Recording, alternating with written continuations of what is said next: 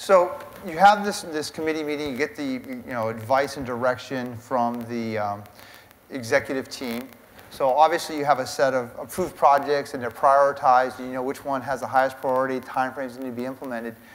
So the next step is how do I actually start to deal with those projects? And I understand you guys have an actual formalized PMO methodology within the organization, and Shane, I believe you lead that. That's right. And I understand that you also have a way of, in your project office methodology, to engage the business into the actual completion of the project. So could you give us a little overview of what that looks like? Sure, Tim. Once projects are approved, normally we're engaged with the sponsor at that point. We start to work with the sponsor to identify who should be on the project team, who the subject matter experts from the business should be, and then we start the discovery phase of the project with those SMEs.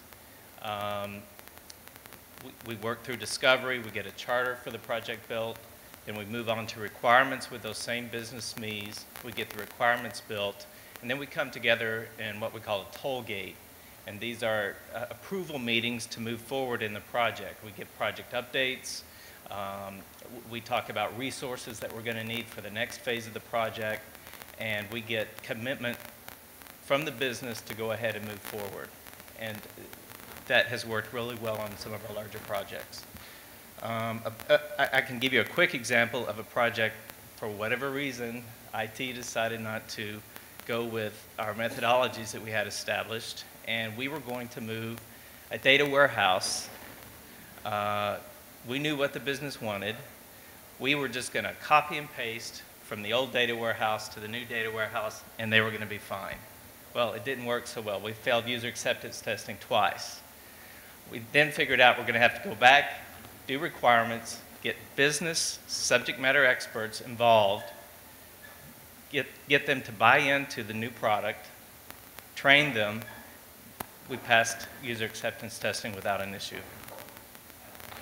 So with your project methodology, your PMO, do you actually have certified project managers, or is it just kind of a internally defined methodology? We do. All of our staff are certified, and we've taken the PMI methodologies and based ours on those. So you're using the PMBOK methodology for Correct. that. Has that created a sense of stability and predictability in your project model, or has it had a huge impact, and if so, how?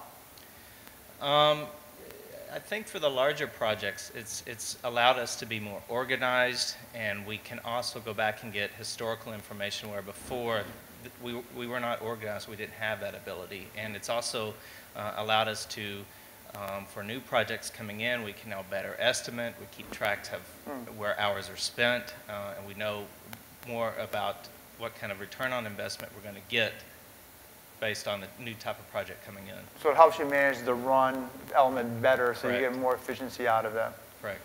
If I can jump in for a second, I think one of the biggest changes that putting the PMO did was it really helped us push the ownership of the projects to become business projects instead of IT projects. And that's part of our Fusion initiative. There should be no IT projects. They're all business projects. And at the beginning when we first put it in and people were like, oh, I have to go to this toll gate meeting. Why do we have to do this? And there was a lot of complaining and bitching from the business people, particularly the executives, because the executive sponsors had to go to these toll gates to approve the movement. It wasn't just they could delegate this down. And once they saw how smoothly everything went, because it's the old adage, you know, measure twice, cut once, and everything was planned out, we did a much better job of gathering the requirements. People had to think about what they really wanted for the business outcomes and the objectives, and how we were going to measure that, because that was part of developing the charter. So we did a much better job in terms of executing and cutting down the time of that and getting it closer to what we really wanted the first time, to the point where then the business people would come back now, well, started asking for IT to provide project managers on strictly business projects that had no technology component at all. So they did really see the light, and it really changed it to be more business projects instead of IT projects. And I think that really helped with the concept of fusion. I think it's an important concept that you guys were able to capture with that model, right? Is to be a truly fused environment, you have to have joint ownership. Business and IT have to own the projects. It can't be one or the other. It just doesn't work in that fashion, so, or work as effectively. So that's a great step. I want to go back to something that was mentioned in the first couple of questions we asked, is budgeting. Budgeting is always a challenging process when you're dealing with IT projects and who's funding and where is the funding coming from, who's involved in building the budget. And that's what I find really challenging. So I understand at HP Hood you guys have done a lot of work to actually kind of change that process, and where you're getting the business manager more directly involved in the budgeting process. So Keita, I think you're involved with that. Could you kind of talk about how you do that? Joe, help me out here if I miss some stuff here. What we do with our budgeting process is, as I mentioned, we have that priority committee, and they give us the ideas for the big initiatives and things like that. We also have the capital expenditures, which is the overall operational budget too.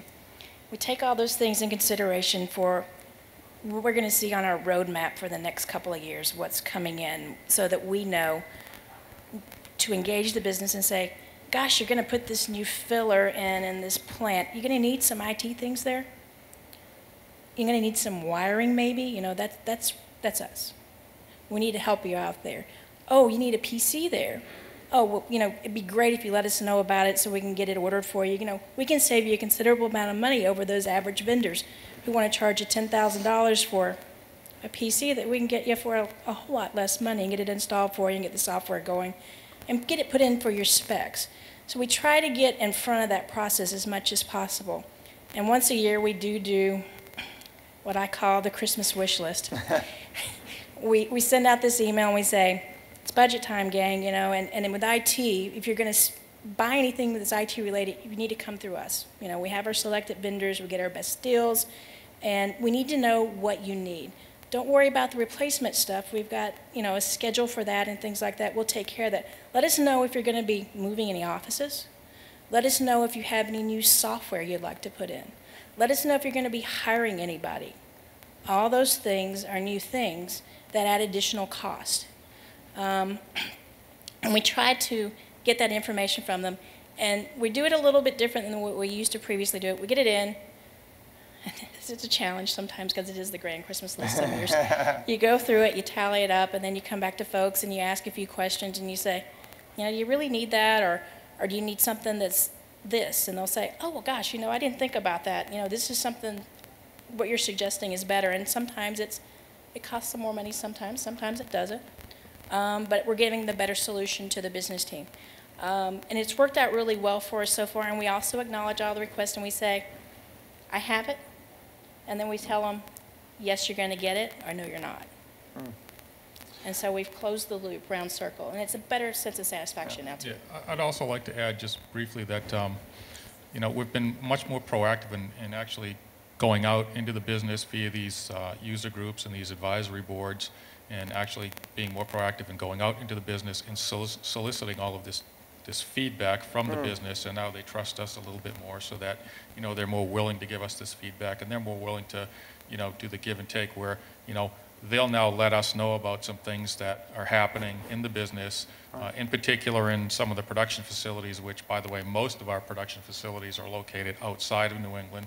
Most of the IT folks are located in Linfield, Massachusetts, so, you know, that's, from a geographic standpoint, that can be a little challenging as well.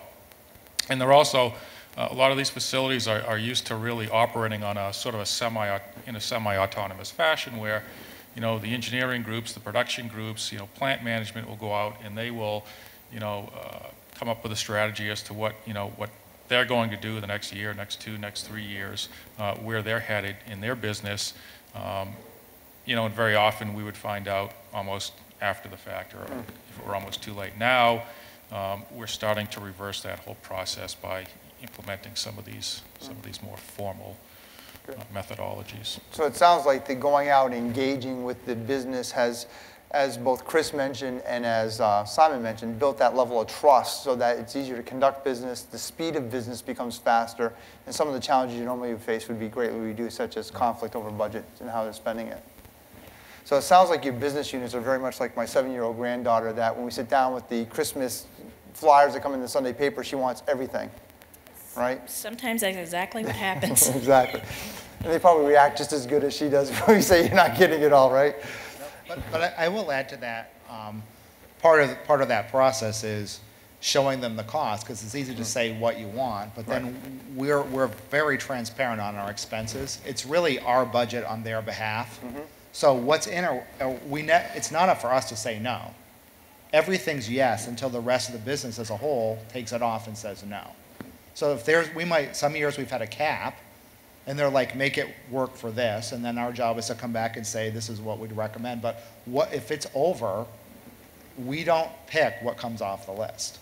The business picks what comes off the list. So you're really basically allowing them to make the choice of what goes in or doesn't go in. They're making the choice and they're involved with that, and you're giving them the tools and the knowledge to make the right choices. Yes, and sometimes like we had a lot of questions in the last couple of years because we've been doing some big base operating system upgrades and things like that, and the business is like, why do we have to do that? Because sometimes it's just the resource of time.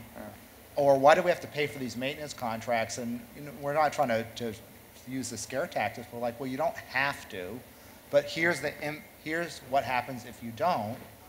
That sooner, when something breaks and we call the vendor, 1-800-vendor, and they go, oh, you're not on support, you don't get the software fix for that problem, that's the risk. So once we're not trying to scare them, but once we explain, we're like, you don't actually have to pay for anything, but there's ramifications, and do you want that or not? And then once they see it, generally, most of the time they want to pay for the maintenance. So it's part of that educational process. Very good.